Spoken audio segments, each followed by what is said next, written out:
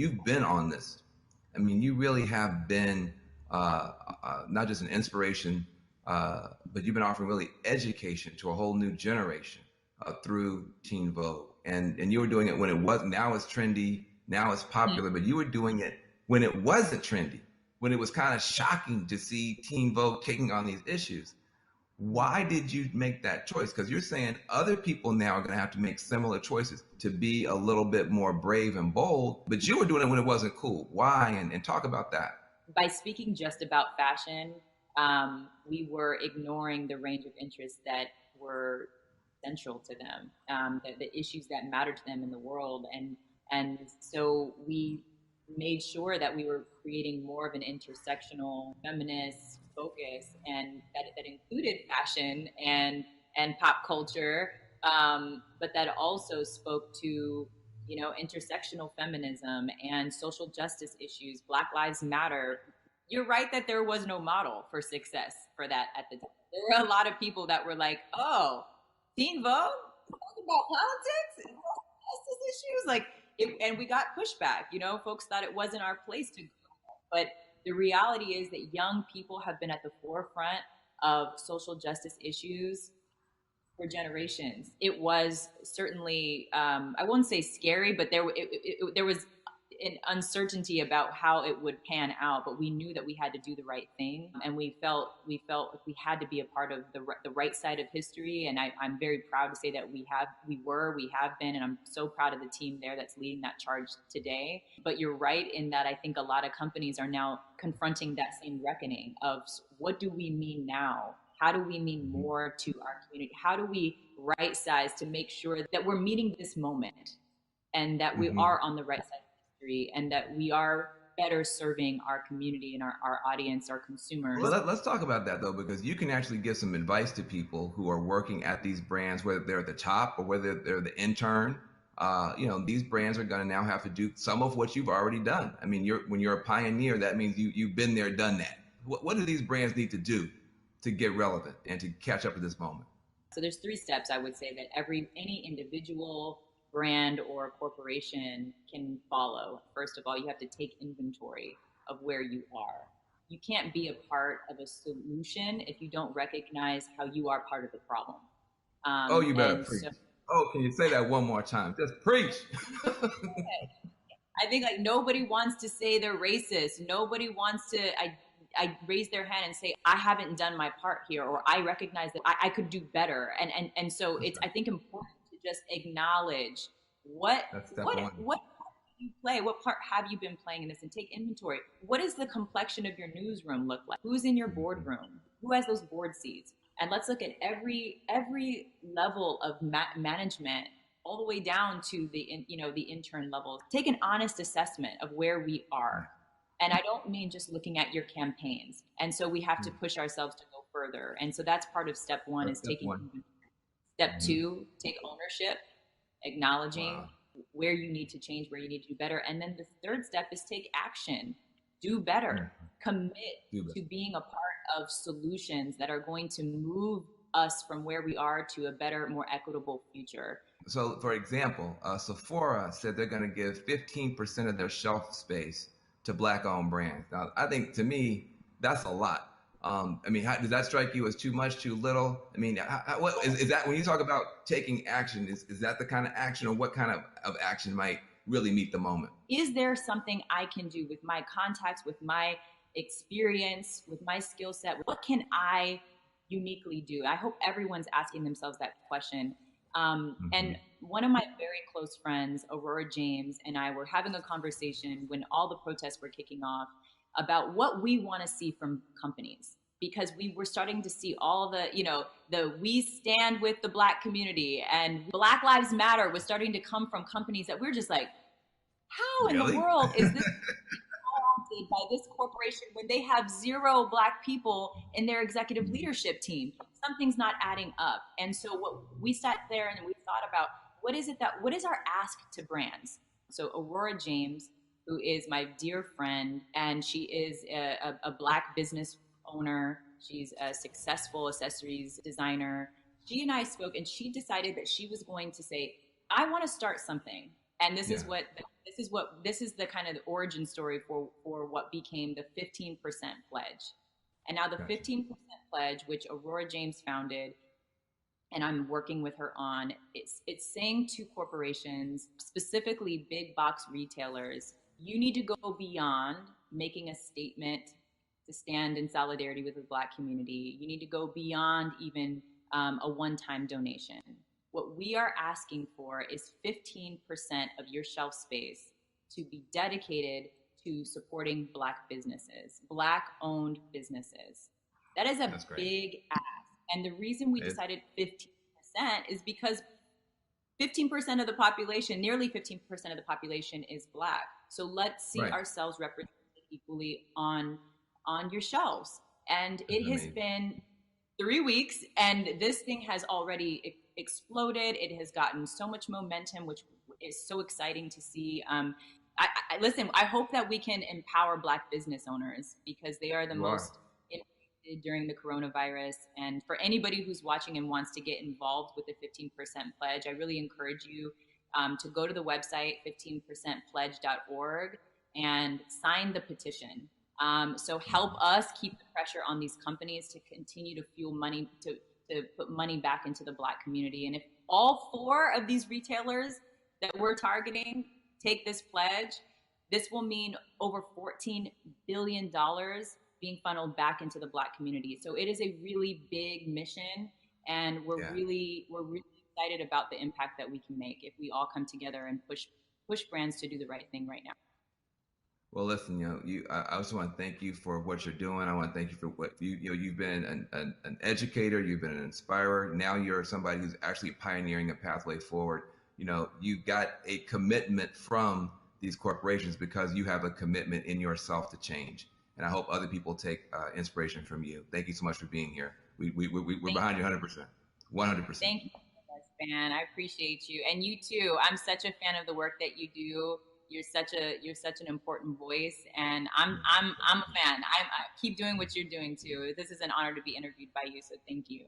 Hip hop is a universal sound, but it does a lot more than just entertain. Hip hop educates, hip hop motivates. It's the voice of a generation, and every generation finds a voice in hip hop. And this new generation is no different. Atlanta artist Lil Baby has really stepped up to the plate. He's got a new song he penned in the middle of all this. It's called The Bigger Picture, and he put some visuals to it. Check out the video. They training officers, the killers, then shooting protesters with these rubber bullets. They regular people, I know that they feel us. These scars too deep, they heal us. What happened to COVID? Nobody remember, it ain't making sense. I'm just here to vent. It happened to one of your people, it's different. We get it, the system is wicked, just learn how to pick it. Knowledge is power, I swear I'm a witness. I know that I'm gifted, I won't go too deep, cause I'm scared they'll get me. Ain't scared to admit it. Somebody I can't mention, it's people who can. Well, here's the chance, I won't take the stand, but I'll take a stand for what I believe. Must not be breathing the air that I breathe. You know that the way that I bleed, you can bleed. I never been a fan of police, but my neighborhood know I try to keep peace, so it's only right that I get in the streets. March for a reason, I just on GP. How people die for us to be free. What do you mean? This was a dream. Now we got the power that we need to have. They don't want us with it, and that's why they mad. It's bigger than black and white. It's a problem with the whole way of life. It can't change overnight, but we gotta start somewhere. Might as well go ahead, start here. We done had a hell of a year. I'ma make it count while I'm here. God is the only man I fear. It's bigger than black and white.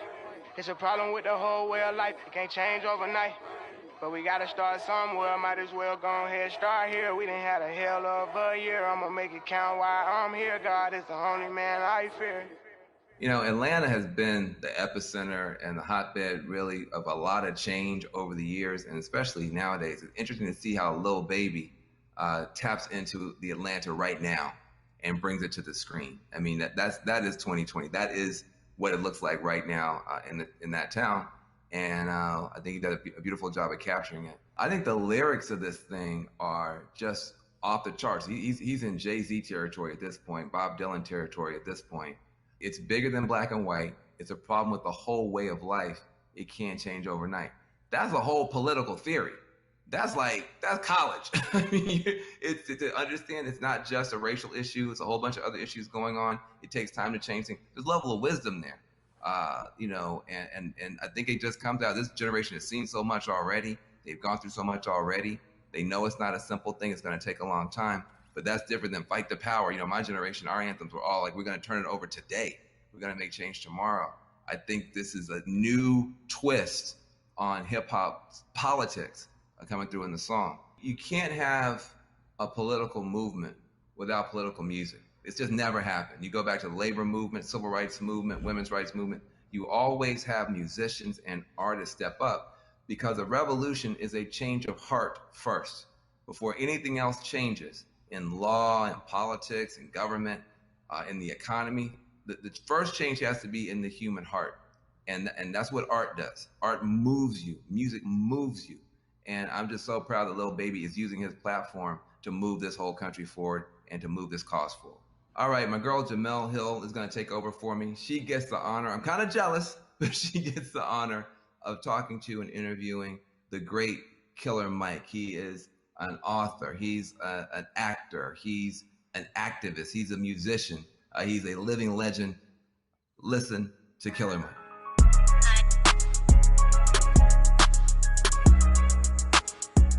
I hope everybody out there has just been taking copious notes, gaining a lot of knowledge, taking some screenshots, because there's just been a lot of really good nuggets that have been shared. Hope you're inviting all your friends in and really having the kind of conversation in this country I certainly have not seen in my lifetime. And I'm curious to hear the thoughts of my guest right now, Killer Mike. You know, Mike, we've been at this moment many times in our country where tragedy has struck. About this issue in particular, we've seen these videos before, but right now it feels like the world is just changing right before our very eyes. I can kind of imagine how some of our, our elders felt during the civil rights movement, to see the world just changing right before our eyes. So you're there in Atlanta, where certainly there was a recent incident with Rashard Brooks. We've been absorbing everything that's been happening in the country up until this moment. So how are you kind of handling all of this emotionally right now? Man, as an American, it's hard, because it's just it's a growing pain of sorts. You know what I mean? We know that our country is progressing. We know that on the other side of that progression, that we all are going to be better. I think our community and people who are essentially descendants of the cornerstone of this nation, and the cornerstone of this nation is the Constitution is important, the Founding Fathers was important, but free labor allowed all that to stand. And as the descendant of a slave, and then when I say descendant, I don't mean anything long. My great-grandmother taught me how to sew a button on a shirt as she was sewing blankets that we still use in my house. Her mother was born enslaved. So that's how close slavery is. I know how to sew a button because a slave taught her child to, and that child taught me to. That's how close. So I think that I'm excited that progress is happening, but I know on the other side of that progression, Breonna, Mr. Floyd, brother that was killed here, there are martyrs, and we've long been martyrs for the progression of this country. And I hope that as we enter into another martyrdom, another Black person has died at the hands of the state. I hope that we enter this coming out determined to see justice on the front end, and not only when we're angry. I hope that coming out of this, the young people that are in the streets organizing, continue to organize in the time of peace like they are in time of war, because they're organizing effectively.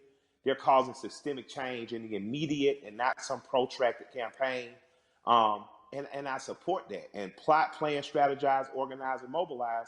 And as long as you keep doing that, you're going to capitalize off the gains that you're making. And I appreciate, and I don't mean capitalize in a monetary way. I mean, these kids are capitalizing, progressing. Organizers on the ground level who've been working for years to campaign around police brutality and violence have in an instant been able to organize people to progress law. Yeah, it's been a lot of impressive moments. I mean, you mentioned about how the young people, they're so organized, because I think about the progression from, say, Ferguson to now, and it's been pretty outstanding when you think about it. What has impressed you the most about what you're seeing right now? What has impressed me? That in '92, we rioted in Atlanta. There were riots in other cities. There were riots in Los Angeles. But there was such a stronghold on information. Local news wouldn't let what other cities know until after it was over. What's impressed me is the ability to use technology. We haven't gotten as efficient as Hong Kong, but it's coming. You are seeing at a day and age where in an instant people are able to mob on a place, people are able to say what needs to be said and go and get ghosts. You're seeing in an instant what our grandparents were able to do. And like we have a house party app in which people can sit down on that house party app. You can organize with those 8 people to know what are we going to do in school, what are we going to do in local school boards, what are we going to do with city council. Our grandparents used to have to do that in the basement. Now you're able to do it over your phones and organize effectively and immediately. So I'm impressed by the level of organization I've seen. Because when I was an organizer at 15, 16 years old, we'd have to literally meet for 30 days to plan something that you might strike that might be 3 hours or even 30 minutes, but you're constantly there. These kids are able to do it, and these young people and these organizers are able to do it in a blink of an eye. But that only happens when you train like Floyd Mayweather. Organizers are like Mayweather. They never not training, and I think that these are the people, again, that we should be looking to follow in these times. But you dropped a mention of the House Party app. Mike, are you on House Party? You use it? I just found out about it. I got the cool people in my life helped me to what's new. The 2 apps I'm most interested in right now are House Party, and there's an app called Convos that allows me to speak directly back and forth with people. That's a lot cooler than sometimes Twitter where stuff gets lost in translation. But, I'm still over there tweeting with the angry moms and dads. Shouts out to the old folks. I think about where activism was on this issue in particular when Ferguson happened, and looking at it now, and while there was definitely a lot of positives that came out of Ferguson, particularly the Black Lives Matter movement, seeing the level and the difference is that, clearly there was a lot of lessons learned there, and they've applied them now. And so it definitely seems much more cohesive, and that's been impressive. What has impressed you about what you're seeing, especially from these young people who really have seemed to seize this moment? What I've seen be most beautiful about this time is kids have the ability to adjust and move and be like water. They're truly plotting, planning, strategizing, organizing, mobilizing. The skateboard kids came in. Usually you would see in the 60s, Black people look like me. We'd make public protests. We'd get our heads split open. Sympathetic whites and allies and people who truly believe in freedom, justice, and equality entered the stage. Now, not only are you beating Black people, you're dragging off white people. And it became a tapestry, a unified front to give us our most basic civil rights and acknowledge our human rights. That tapestry is happening again, and it's happening in a bigger and better way. I was talking about those skateboard kids. I saw those kids first come in as defenders. When police were hacking with people with batons, they held up the skateboards to protect them. Most kids who skateboard, my kids skateboarders, most skateboard kids in South don't look like me, right? But I saw the skateboard community literally come in and save protesters from beatings. And then they got really frisky and they started attacking back. And I was like, this is, although I don't want violence in the streets because those kids deserve to grow to be adults without being soldiers against the state that their parents pay taxes to. It impressed me that the proletariat showed government that you work for us. And in this moment, we are exercising our right to make public display of the evil that has happened. It makes me proud that I live in a country that has long promised equality, rarely given it to people who look like me, people who don't look like me defending. You made an interesting note and observation about the skateboard crew. And I think anybody who's watching has noticed that it's not just Black people who are out here protesting. No, it's not. It's a tapestry of people. It's a tapestry of people. The Amish. The Amish. Yeah. Wasn't that crazy? I didn't even know the Amish saw the news. I was thinking, who told them?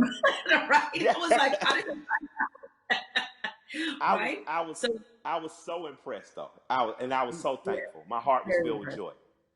Yeah, so you're seeing all these different types of people that you never thought this issue would resonate with them. It kind of reminds me of your music. Your music is unapologetically pro-Black, unapologetically, right? Absolutely. But yet, when you look at a Killer Mike fan, it's across multicultural section of people. Yes. Why do you think your music is able to resonate that way, despite the fact that you are also clearly talking to your people?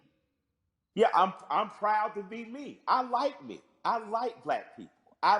I'm not making no excuses. I'm not making no apologies coming in the door. I love us. I am in love with us. And because I love me, it has nothing to do or affecting my love of others. I have a very good friendship with East Indian cousins, Raj and Neil. They own the store right next to Walters on what's happening. So if you're from Atlanta, you know about Walters. If you're a big guy from Atlanta, you know about, the store right next door. These guys have always just been good to me. Raj went to India. He came back, brought my wife incense, these beautiful little elephant characters. He's proud to be Indian. I've learned about being Indian from my Indian friends. When you're truly who you are, how could you be offended? How could you not love it or like it? Like, man, I'm a part of the original people on earth. I'm from the continent that birthed all humanity. I think when you wear that proudly and unapologetically, and not from a place of needing someone to be below you, there's no reason for a people not to like me. I like you. I got plenty of heroes that don't look like me. There's a portrait of John Brown on my wall in my basement. I thought he's a hero. He doesn't have to look like me. You know what I mean? But I refuse to act like people who look like me aren't great. I didn't say good. I didn't say good enough. I didn't say equal. I said great. I'm from a great and mighty people. And if you can't accept that, then maybe I'm not for you. But I believe that because I am simply who I am, I believe that that gets accepted. Because you know what? I remember being on a tour bus, and I'm on there with a bunch of Northeasterners because of course, my rap partner's a white guy from Brooklyn. And we're on there and they're watching Swamp People, and everybody's laughing. And I come up and stagger into the front, and I look at it and I start smiling, and I look at the room and say, I got more in common with them than any of y'all. And I just walk to the back. Now, because it's the truth. I'm a Southern boy. My grandparents from Alabama and rural Georgia. I grew up more like people on those shows. So I think across cultural lines and across racial lines, people identify with me, but just because I'm your typical American guy. And I have some special things. I'm not going to deny that I'm special. I was a smart kid, went to Morehouse, had an understanding of some cool stuff. I married a beautiful woman. That helps, But I think that ultimately what resonates with people is that I'm a regular guy. One of my best friends in the world is a white guy from Brooklyn.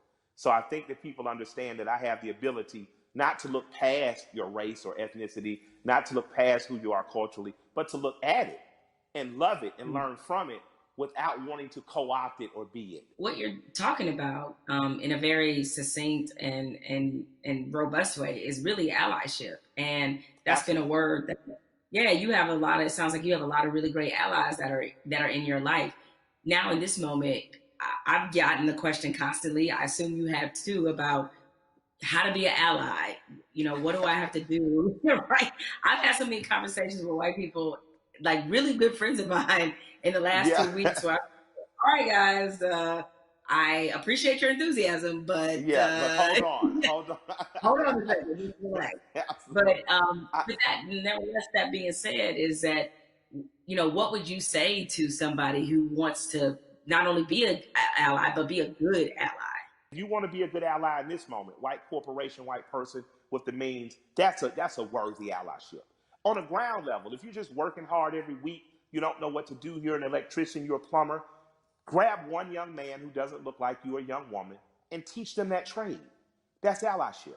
Allyship isn't just throwing the money, but if you got the big money, put it towards somewhere. But on a very real and basic level, my son had an accident with a man named Keith. I bought my son a car. My son Malik, with a very pretty girl in the front seat, rear-ended this guy Keith. Calls me. I pull up to Keith and the police officer. I say, if he'll allow me to handle this privately, I just don't want to call my insurance company because, I had just got in an accident. I drive fast.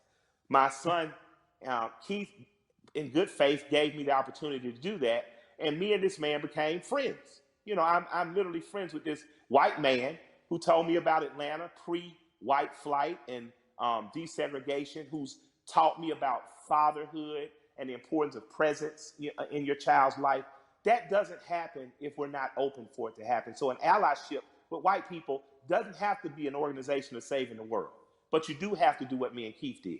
You do have to, on blind faith, trust someone who doesn't look like you and allow that person to educate you. So an allyship is not just calling your black friend saying what I do. It's going to black organizations that might be local and saying, what am I doing? It's calling your friend and saying, what's the next thing you're doing? And I want to be an extra set of hands. Doesn't mean you get to go to the black people meeting, but it does mean if they say, I'm going to feed people on Skid Row, you show up. And you show up with empathy and care, you do it. And I'm going to tell you, we need doctors in that space. We need lawyers in that space. We need legislators in that space. You know, we need the people who are really empowered to be in that space, because there's some things that need to happen on ground level that once the grassroots people have gotten it here, there needs to be money put behind these things. A lot of the problems that we have now that are erupting could have been solved in 96, 2006, 2016, and all these other years, but we chose not to because we trusted the right thing's going to happen. Right thing's not going to happen unless we make it. And after that, you have the potential to truly be brothers and sisters. You have the potential to be past the letting cultural, national, religious markers evict the fact that I know that I'm talking and I'm with a human being, and at our very core, past any physical difference, my job is to honor the soul of that other human being. So there's no need to have allies because I'm not at war. I truly have a brother and sister. There's no need to have an ally because there's no threat of war. I refuse to send any 18-year-old boy or girl off to die. And that has to be something that's much, much deeper than policy, much, much deeper than the human condition in the last 500 years. We have to get back to that. So that's my humble opinion. I don't know, where that takes white America, but I hope we stay standing up, fighting together. Mike, we've been having this great conversation, and a lot of people watching, they probably want to know, because again, these things happen in flashes where 1 minute we're talking about this, everybody's fired up, everybody's willing to do things, and then the next minute, the momentum dies. So how can the people who are watching now, how can they keep this conversation, this action, this momentum going? Take this conversation, get 8 to 10 people around you, your neighbors and people who live within 10 square miles, and start to see what you can do to affect. And then connect with other people that may be in closer proximity, 30, 40, 50 miles, even another city or places that are doing it right, in other places. Connect with those people and just if all of us do a little bit, no one has to do a lot. If all of us do a little, if all of us pick a little to do, no one will have to do a lot. That's a word right there. If we all do a little bit, nobody has to do a lot. Has to do a lot, absolutely. Nobody has to do a lot. Mike, I have enjoyed this conversation like I enjoy every conversation with you. I can certainly talk to you. Yes, it is mutual. The mutual respect and love of society right here. Thank you. And more importantly, thank you for everything you do on the ground. I mean, so many people, I knew that you tell the truth the way it needs to be told, but a lot of people during this time of crisis have been exposed to you and understand that, you really are for the people. This is called We the People. This is you all day long. So thank you for all the work and all the inspiration, all the words, everything that you're adding to this conversation, and more importantly, to this action. With that said, we have to say goodbye, but we don't have to get out of here just yet, because I'm gonna toss this on to my brother, Van Jules, who can take it from here.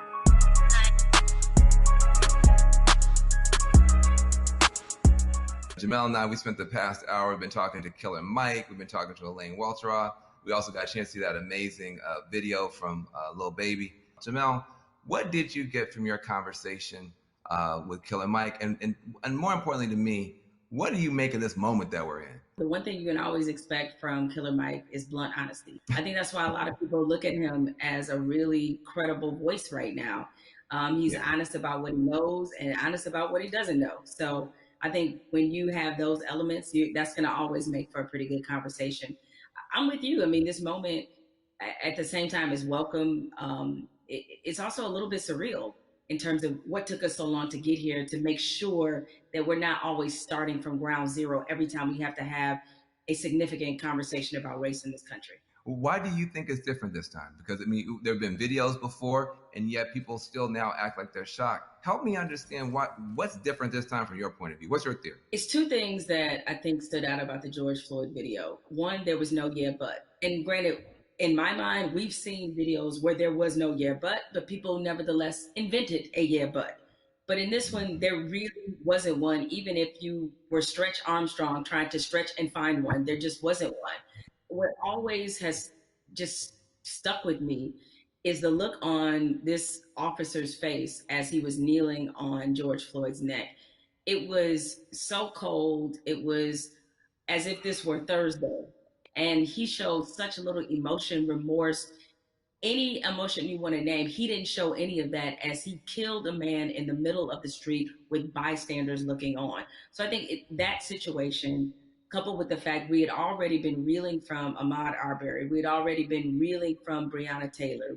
And even though the situation wasn't fatal, there was definitely a storm of frustration at what happened with Christian Cooper. So this all together leads us to this moment where finally, even the most adamant naysayers who wanted to pretend as if this wasn't a structural problem, what could they say? I mean, there was nothing else that could be said. And I think everybody who was already fed up decided now is the moment, now is the time. The world has slowed down because of COVID-19. If we are going to address this, this needs to happen now. I've never seen 20, 30 million white people asking black people for leadership. That's interesting because they start, well, what do you want me to do? I'm like, well, I don't know. Google is a powerful tool. I don't know. I'm realizing now, though, that this is an honest question. How do you think that we as African Americans and our allies can rise to meet a moment like this and actually accept the fact that we may actually have a couple million new allies? And how do we deal with that? That's new for us. I'm glad you used the word leadership because there's a difference between us being put in a leadership position and us being put in an educational position. The educational part, we're long past, right? Like we don't want to be educating anybody else about race. We're not here to soothe you. We're not here to make you feel better. But leadership is something different. And it looks different depending on how you want us to take that leadership. Certainly, we are accustomed to being a voice on these issues. We're accustomed to setting the agenda. It's fine if we continue to lead in that direction. I think what we're looking for is if this were, a relay race, we want to pass the baton and we want you to be able to say, okay, here's what we've been feeling about this issue. Here's what needs to happen to change it. The other part of this race is that you got to be willing to run it just as hard and as fast as we are. Because if you're not, that's why we remain stuck in the flying pattern that we've been in for hundreds of years and decades as we've tried to reconcile this issue. So we have to figure out what is the most useful way of allyship. We see a lot of people throwing statements around. We see a lot of people throwing money around. We need that to be a focused effort, and more importantly, to be vocal about it. I can't take any more double-sidedness. There can be no more other-siderisms, if I may make up a word, meaning that you give over here and you're a company that is like, yeah, Black Lives Matter, except for in my boardroom where they don't, or except for my organizational chart where they don't. So I'm done with that, right? That's great. Charity's great. Charity doesn't change structural racism, right? What changes it is when you actively look in your building and ask, why aren't there more Black people in this building, in this boardroom, in this C-suite? So the allies that we have, what you can do, change the structure and cultures of your companies, of your businesses, of wherever it is you have influence. Start there. The thing I try to tell people is, it puts us in a no-win situation. I want our white sisters and brothers to be better educated and to care more, but I don't want to have to bear the burden of trying to teach and educate all the time. The reason you pay tuition is because it's costly to educate someone. You coming up to me and saying, educate me, that's costly to me emotionally and from a time point of view. Also, I think we have to be very honest. Nobody would go up to somebody and say, teach me Russian in 5 minutes. And by the way, make me feel good about it. Right? I mean, you wait, hold on a second. Like, you want me to teach you about racism, which is the history of race in America is just as complicated as Russian. And you want me to teach you that in 5 minutes. And also, if I make you feel bad about it in any way, now I got to be your therapist too. And like you said, soothe you or whatever. That's got to stop. I would love for somebody to come to me and say, I made my whole family watch the 13th and read The New Jim Crow and read White Fragility. And we had a question on page 52. Now, hey, we can have that conversation all day long because you're doing your homework, but don't flop on me like you never heard of Google. If you wanted to know about cryptocurrencies or whatever, you find that stuff out before any Black person ever heard of it. So I'm sure you can educate yourself. about anything you want to know. I have to say something to you because I've never gotten a chance to talk to you. I feel like I know you because I'm such a big, mad, crazy Stannis fan. But I love you to death. I just am so proud of you. I'm saying proud of you almost as Patrick. I am so proud that you exist. Where do you find the strength to continue to do what you're doing and say what you're saying, even in the face of opposition, to the point where now the whole world has to listen to you? Where did you find the strength when they weren't listening? I guess maybe this is just part of the Black woman's condition, is that we don't know any other way. And most of us, I come from a line of Black women who were just like this. My mother's like this. My grandmother was like this, where it's the old phrase we've all used as Black people, making a way out of no way. And scream until they hear you. You know what I'm saying? Is that because the opposite, to do the opposite of that is what? Is that I can't even afford to do that. I don't know any other mode but to fight for what's right, but to try to stand on the right side of history, but to speak for people who don't have a voice or a platform as large as mine, because somebody did it for me. What advice do you have for people who want to have these conversations, maybe not as well spoken, not as well read as you might be, but who really are sincere and want to have a conversation? I think you have to start from a point of honesty and being real about what some of your beliefs, prejudice, biases are, where they come from, why you learned them. I think if you take anything else beyond race, as we get older, we do a whole lot of unlearning. Young folks, when you get to like your 30s, you do a whole lot of that, right? But my advice is to always start from the point of truth and honesty and self-awareness. And you'd be surprised what you can get accomplished just by digging into those things. I mean, if you know you come from a racist background, or if you come from where race was talking about a certain way, be honest about what those conversations were and what they taught you. And ask yourself, is this the kind of person that you really want to be? Yeah, I feel like there's a 21st century mindset and a 21st century skill set that, everybody's going to need a mindset of empathy. I mean, we're going to be dealing with people, every color, flavor, every kind of human being ever born. We all have to deal with each other now because of the internet, because of just the world economy. You're going to be competing against people in China and Nigeria. That's just the world. So you have to have a mindset of empathy to really try to understand where people are coming from. You have to have a skill set of listening. If you understand this conversation, you can talk to Black folk and brown folk and Muslims, everybody else. So we're trying to confer a benefit to you. We're trying to make you better. It'll make my life better, but it'll make your life better too. Now, what charity are you supporting? Well, as some people can maybe see my T-shirt, it says support Black journalists, right? The lack of still Black journalists in most newsrooms is pretty appalling.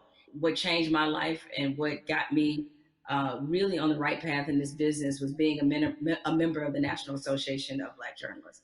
NABJ is the largest minority journalism organization in the country. The development, the networking, job fair, internships, scholarships, what happens there has changed lives. It changed a lot of people's careers. I mean, people like you, Van, and everybody you want to think of, Roland Martin, Soledad O'Brien. It's just a number of people, Michael Wilbon, that are a part of this organization and have been able to build legacies there. And so it's on us to, again, usher in this next generation of young journalists who, I get it right now, feeling really discouraged when they look at not just what a lot of newsrooms look like, a lot of networks look like, but also we're under the under the shadow of a pandemic right now. So there's a lot of journalists who have lost their jobs. A lot of companies are downsizing. They need a reason to believe and to be in this business. And so NABJ has done so much for my career and continues to do that for others. So that's the charity that I support and the organization that has changed my life and that of many others. Well, listen, I second that, third that, and fourth that. NABJ is a beautiful organization. I've got groups I want to support as well. But what I want to say to you is just thank you for your light, for your leadership, for your courage, for your entrepreneurship, for your T-shirts and all that type of stuff. Make sure to support the sister businesses, and let's keep this conversation going. Much love to you. Thank you, Van. This is a pleasure. I got good news for you. I got bad news for you. The good news is that people are activating all around the world, all across the planet for change. That is a powerful moment. Here's the bad news. Unfortunately, this is not a one answer fixes everything situation. We're talking about systemic problems, which means it's not just one law or one person. You need 360 degrees of change to shift to get the outcome that's right. But we can get there if we keep talking, if we keep working, if we keep building. And if we do that, we can reshape America. That can be done. It's been done in the past. We can move the whole world in a better direction. So I hope that your cell phone right now is full of screenshots of these tools that we've been trying to give you to continue taking action from this virtual town hall. When the stream ends, the conversation should not end. We got to keep pushing. We got to keep going. We are in an important moment in history. And what you do is going to determine the outcome. 2020 is going to be talked about for 20 years.